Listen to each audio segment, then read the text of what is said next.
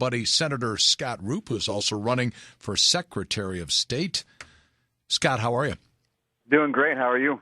Well, we were thinking about it. Max and I were thinking that it's so hot today and so warm outside that a little Dairy Queen might have been nice, which is your department. And so you're on the phone. Are you like shipping it down for us, or what's the deal? Well, I was bringing Dairy Queen for Max, and I know you just love yourself some tomatoes, so I was going to bring you tomatoes instead. Nice. Very nice. I like Very nice.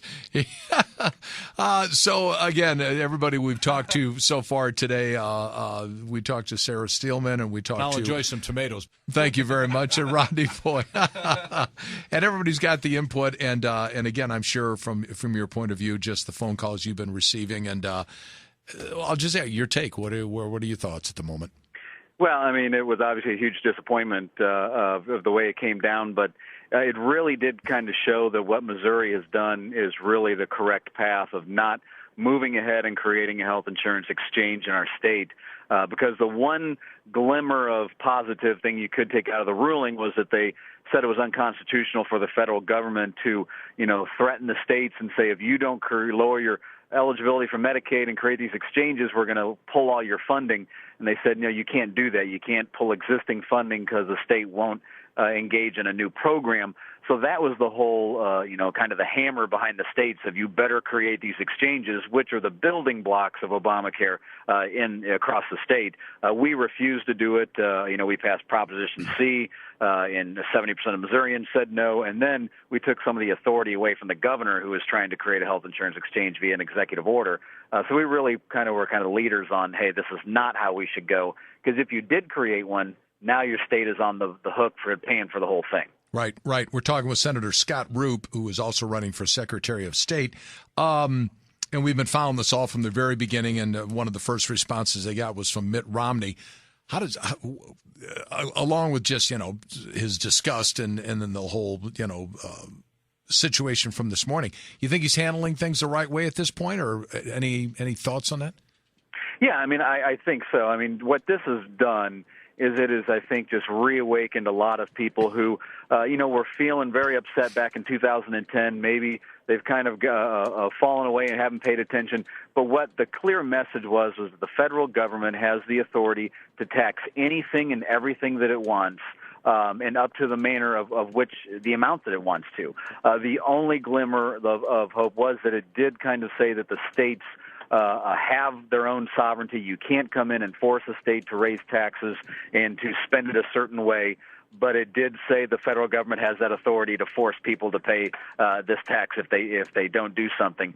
So it was a huge blow for individualism in the United States, but state sovereignty did pick up a glimmer, and I think it just awoken a sleeping giant of a lot of fiscal conservatives that maybe really weren't paying attention to the election.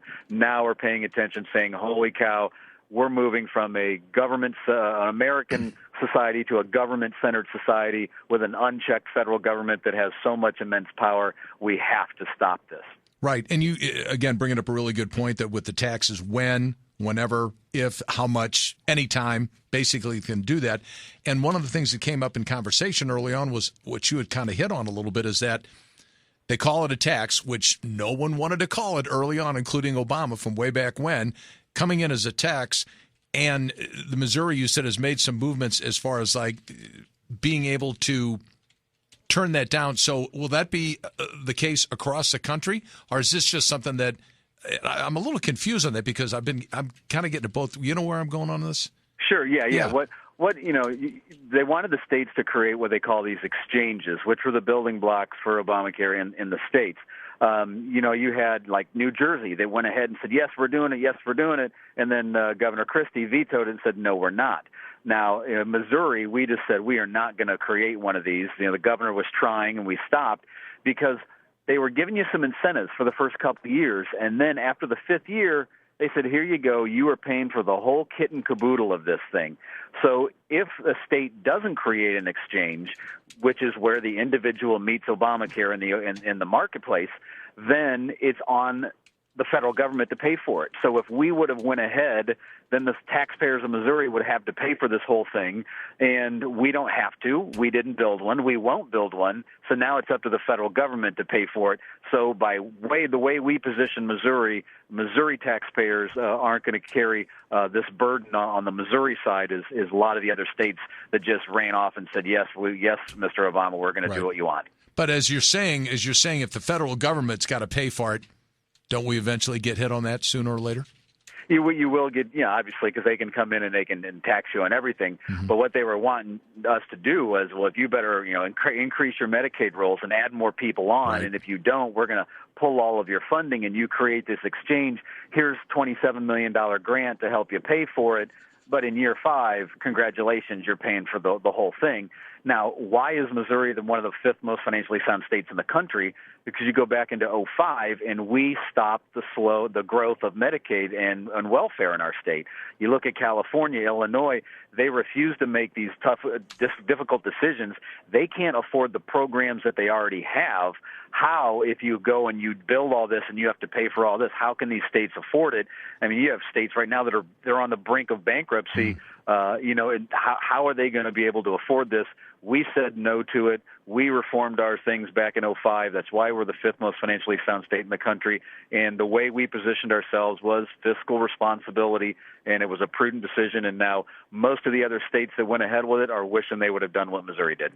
Right. And I guess if you can look at any positive from the whole situation, the decision coming down 7-8 hours ago, again, it's a push, but looking at a positive, lighting the fire under the Republican Party. I mean, I think it's not. Yeah, it's under the Republican Party. I think it's under the independents, the people. I think it's that fiscal conservative, the person that's out there that's struggling to make ends meet, that's trying to put their kid through college, and it might have just found out they're losing their job, and now they learn that the federal government, often in a far distant capital, thinks they can run my life better than I can run it, and they're going to tax the heck out of me if I don't live my life the way they want me to. And I think the average person gets that. They're fed up.